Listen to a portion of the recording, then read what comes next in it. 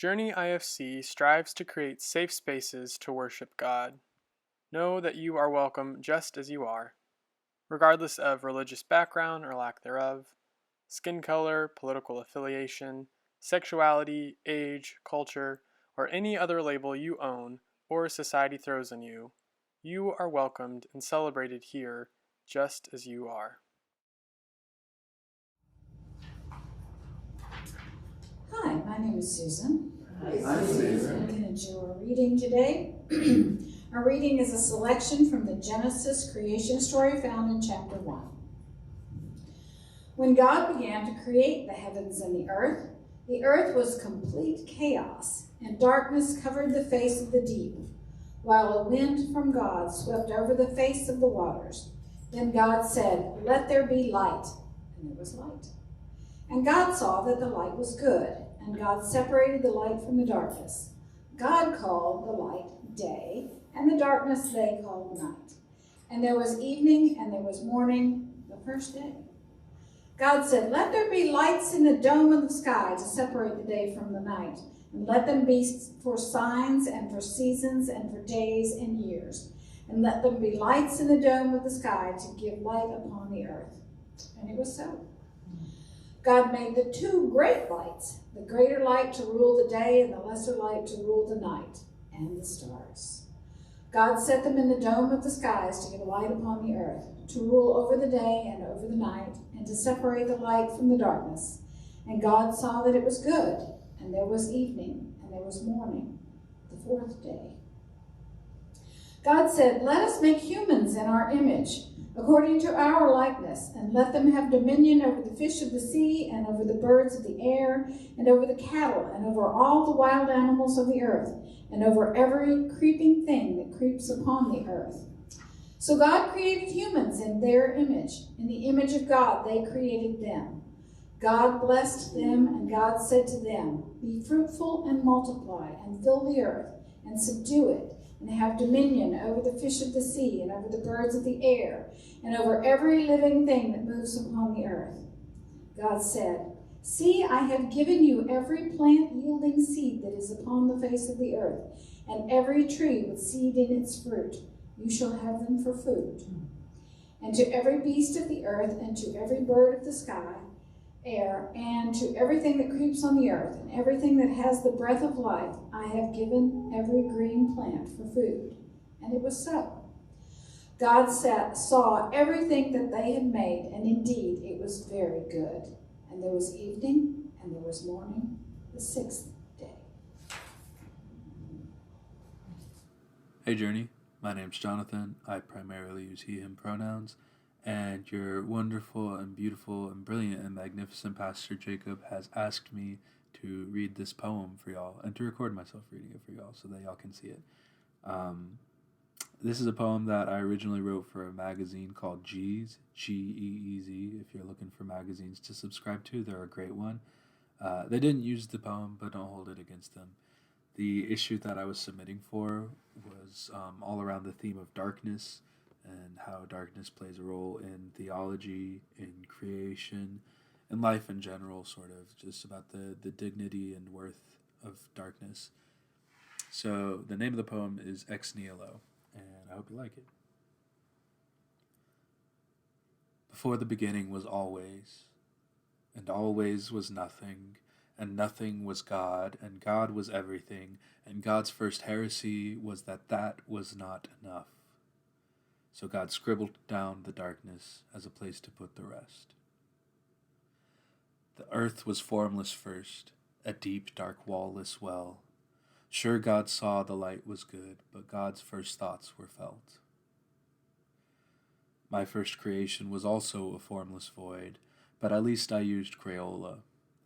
My mom said it was bright, all orange and red, and it probably looked like life to me, at least back then. Where does such a scribble start, and what was there before? What does nothing go and do when something takes the floor? In the darkness there was water for soaking and thinking, perhaps planning. How long did God prune in their preternatural bath before shouting Eureka, which we translate to let there be light, and carrying on creating. The light is not the only thing God made or makes or finds. When light's too bright, I close my eyes like God did before time. If darkness is the final thing we see, then let the darkness show us what can be.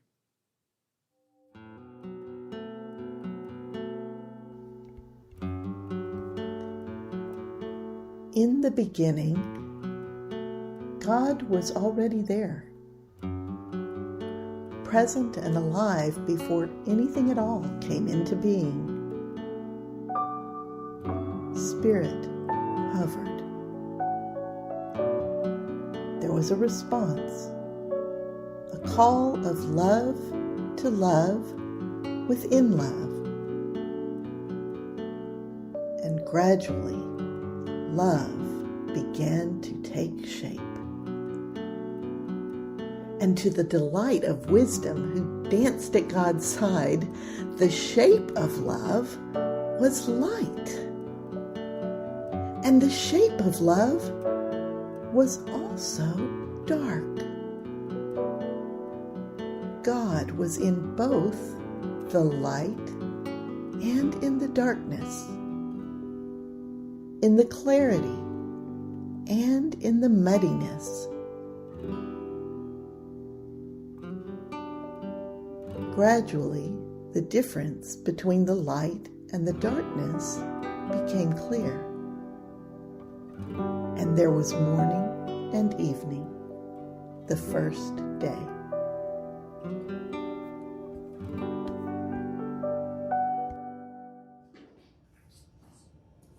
I want to give a special shout out to Gail Evers, who put that together. That's her translation of the Genesis story, and I thought it was a beautiful way to be centered into this story today.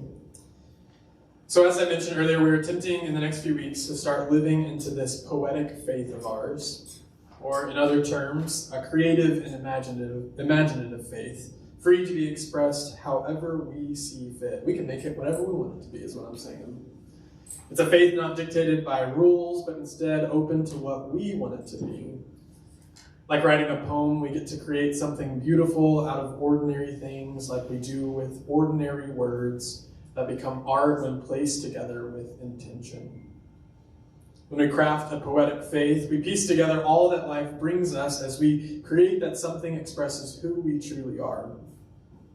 Last week we discussed the idea of this still small voice, and we gave one another some time to listen to that voice beyond the distractions of life. And we let that voice speak through poems we created ourselves during the service, or as some of the people in the crowd did, we drew a picture. That's okay too. But through this artistic endeavor of ours, we created something that let our inner voice speak. Maybe even the divine voice within us speak. And today we're going to yet again let our poetic faith speak through us and our creativity, and especially through our discussion on the darkness. When our soul team met, which happened to be just me and Nathalie this time, we decided to do a series all about poetry. And if you know Nathalie, you know that makes sense. We love poetry. And I knew I had to reach out for some help with this because I am no poetry expert. But luckily enough, my close friend Jonathan Freeman is a wonderful poet who was willing to give me some advice. Jonathan often has encouraged my inner poet to speak, and so he was the first place I thought to go. And so me and Jonathan met on Zoom, and we just chatted and caught up about life. And then he gave me some pointers about how I could do stuff on poetry and some ideas. And then he offered this poem here for us to explore. And in this poem that he titled Ex Nihilo, we hear about the darkness.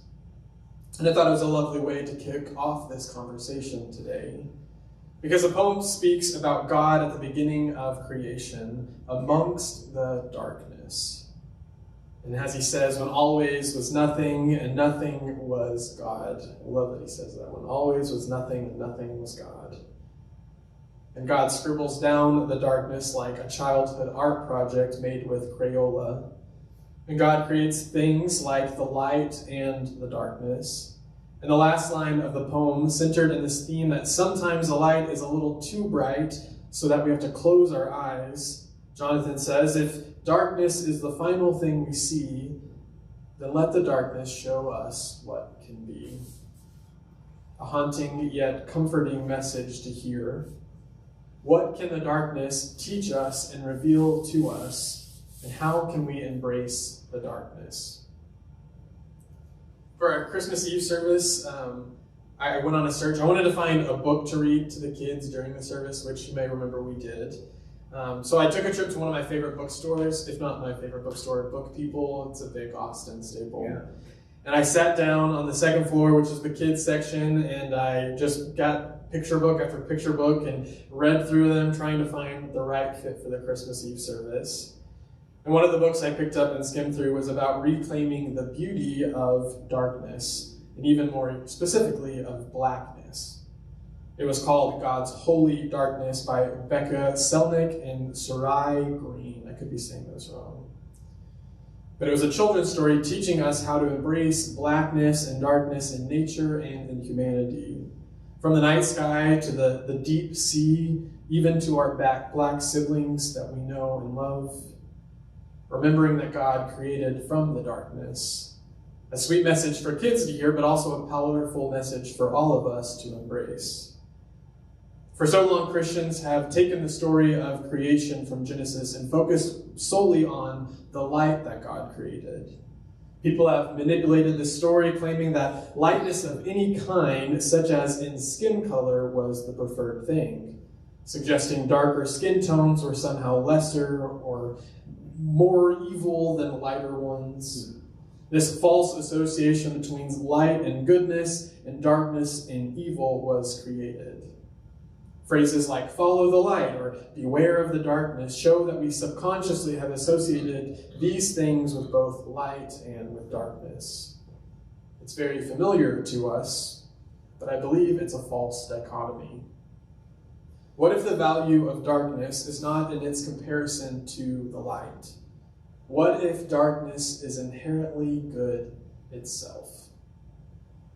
Maybe embracing the darkness can help us unravel these harmful narratives that darkness is evil.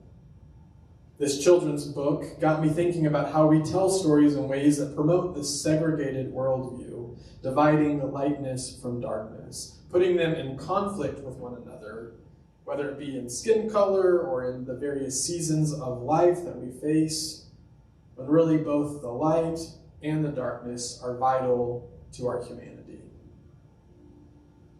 In the first of the two creation narratives found in Genesis, we are told that God began creating or ordering the chaos and all within it.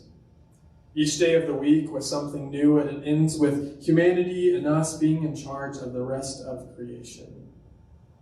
But day one begins with the separation of light and dark, called night and day. Throughout the creation narrative, God creates things and calls them good. Animals, plants, humans. But when God creates the light and the dark, we're not told whether or not these things were good or bad. No qualifier is given on that first day. They just exist. But further in the story, lights are created in the skies, one for the day and one for the night. And the one for the night, where the darker portion is called the lesser, while the brighter one is called the greater. See how that segregated worldview can seep in moments like this. Eventually, humans are created in the story and in God's image, and God blessed humanity and gave us everything on earth at our disposal, maybe. And when God was done, God called it all good. And not just good, but very good. All of it, from the light to the darkness, all of it was called good. Very good. One of my favorite parts of Gail's translation of this text in the story that we just watched before this, is that she stresses the fact that God's creation, both the light and the darkness, were good. The darkness was a good creation as well, so why do we treat it as if it's a curse? Somehow when life gets darker emotionally, we start seeing it as the lesser portion, as somehow bad or wrong. We qualify it negatively as we try to get back into the light. I know I have personally done this, and I even experienced it this week. On Monday and Tuesday, as I was stuck at home due to the freezing temperatures with our windows closed to keep it a little warmer, I started struggling with my mental health. An accumulation of financial stressors and emotional stressors, physical health stuff, and the lack of light and warmth took its toll on me. For 2 days, I sat in the darkness, and it became a bit overwhelming. It was disturbing yet oddly comforting to sit in this darkness and let it overtake me. Unfortunately, I started seeing the darkness as inherently bad. And then I started seeing the darker parts of myself as inherently bad along with it. A false dichotomy yet again. Especially in light of our text today telling us all that we are very good, and so is all of creation. But for 2 days, I did not feel very good. Many of us have experienced being in a dark place like this. Some call it anxiety or depression, grief, sadness, guilt, shame. Sometimes we get caught up in the darker emotions, and they seep into our bones and block out all of the light. And for however long it lasts, we are in the midst of darkness. Like God at the beginning of creation, surrounded by nothing. Ex nihilo, while the name of Jonathan's poem, is also a Latin phrase used to describe a Christian doctrine about creation. It was brought about around the 3rd century, and it formally is creatio ex nihilo, meaning created from nothing. The idea here is that God must have brought forth all into being from nothingness. The historical church belief is that nothing could precede God. But as we may notice, this is not in line with our biblical narrative today. In the beginning was chaos and water, and darkness apparently covered it all, right? At least poetically speaking, according to our reading. Did God create from nothing or from something? As I sat with the theme of darkness this week, I thought about this question a lot. Do we need God to start fresh from nothingness? Or can God create through creation? And if we are made in God's image, what do we create from? Do we have to start from scratch, or do we create from creation as well? To try to get a better grip on this doctrine, I listened to a podcast about ex nihilo creation doctrine stuff, and it was almost incomprehensible for me. The large theological jargon that they were throwing around got me confused and wondering why we have made God so complicated. In this podcast, they mentioned various theologians who have pushed against the doctrine of creation, suggesting it has some limitations. One of these theologians was Thomas Ord, who had suggested another concept for creation in what he calls, and I'm going to butcher this, and it's long, creatio ex creatione siempre terrenaliter in amor. Say that 3 times fast, right? But I can't say this. It means create from creation, eternally in love. Create from creation, eternally in love. This suggests that creation came into being out of God's great need for love and for more of it. God used whatever was there and fashioned it into love and into relationship. Citing the Genesis story, Ord says that God does not have to create from nothingness. Instead, God can create out of chaos or possibilities, profundity, love, created things already existing, eternal matter, darkness, and more. And God never stops creating, even in the darkest of places. Another challenge to the doctrine of creation is the idea of ex nihilo nihil hit, meaning nothing comes from nothing. Therefore, saying that God could not create something out of nothing. That just isn't consistent, right? This goes in line with the scientific thought that energy is neither created nor destroyed, but instead transformed. And in this view of creation, God is always transforming and creating from that which already exists, that which is real. to God, to say God created from nothing, is different than God created from darkness.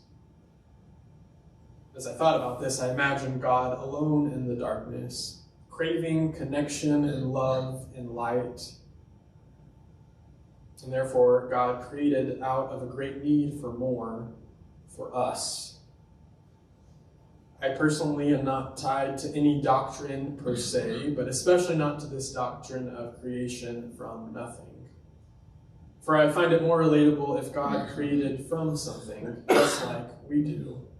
I find it more relatable if God created from the darkness, from the depths of the Spirit, with a great need for more love. And I think about the beauty of the darkness, that is not evil or wrong or nothing. For darkness allows us to see more stars in the night sky. It can even calm our spirits as we begin to fall asleep. It helps us experience the depths of our emotions. It protects us from freezing temperatures as we shut the blinds over our windows. Darkness has its place, and it too is very good, even when it feels terrible. For when we find ourselves immersed in the darkness, that is where we can begin to create just like our Creator did. In the darkness, we are freed from distractions, and we are stripped down to what is really there, the basics of who we are. In the darkness, we can find a new way forward if we just listen to its wisdom. One of my New Year's resolutions is to read more. I'm not a reader. I really am not. So I'm trying, and I was like, I'm going to try some fantasy stuff. And so I got an easy book, and I started The Hobbit by J.R.R. Tolkien. The Hobbit is easier than the other ones, at least. But in one part of the book, I don't want to give it away, but the main character, Bilbo Baggins, who's this small hobbit, is on a journey through the dark forest with a group of 14 larger dwarves that are with him that all have funky names. Yeah. And this forest is so dark that there is no food or drink, and they cannot see the sky even during the day, and the darkness wears on them day after day after day. Out of desperation for food and a way out of this dark forest, this motley crew sees glimpses of light in the distance, and they send people running towards it, even though they were warned by Gandalf to not stray from the path. And when they get to the light vanishes, and something terrible happens to all of the rest of the group. And this happens over and over and over again. It's not just one. They run to a light, and then they wake up the next day in some terrible situation. However, in the darkness, Bilbo Baggins, the smallest character, we don't know why he's on this trip, but he's there and he's trying his best, and they have to carry him half the time. But while they're in there in the darkness in this forest, he is able to do what others cannot. In the darkness of this forest, Bilbo Baggins learns who he really is and the gifts that he can offer. And he ends up saving the dwarves from a bunch of giant spiders. This is a very random example of this, and it's just the one that's on my mind right now because I'm reading it. But I think this story shows us that sometimes the darkness can lead us to deeper truths about who we are and who we were created to be. If we run from the darkness or refuse to weave it into creation alongside the light, we fail to see the fullness of humanity. And we may miss out on what God is creating and recreating all around us. In the beginning was darkness, and it was good. So how can we embrace this good darkness in our lives and through our poetic faith journeys? May we be challenged to embrace the darkness around and within and call it what it is, very good. I end with the words of my dear friend Jonathan in his poem. The light is not the only thing God made, or makes, or finds. When light's too bright, I close my eyes like God did before time. If darkness is the final thing we see, then let the darkness show us what can be. May it be so. Amen. Amen.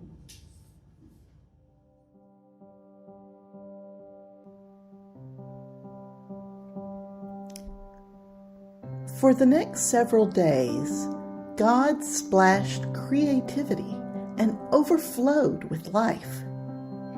There were more ways of being than it is possible to ever comprehend. And God was inside each and every one of them.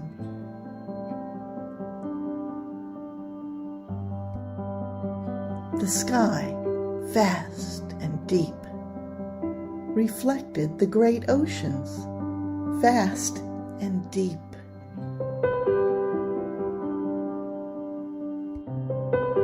Stars, planets, and galaxies whirled and danced and exploded and crashed into each other. And it was so good.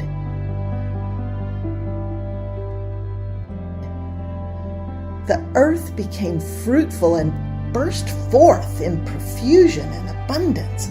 All sorts of animals, plants, birds, fish, all colors and variations, shimmering and expanding. God was in each and every one, and it was good. It was all good.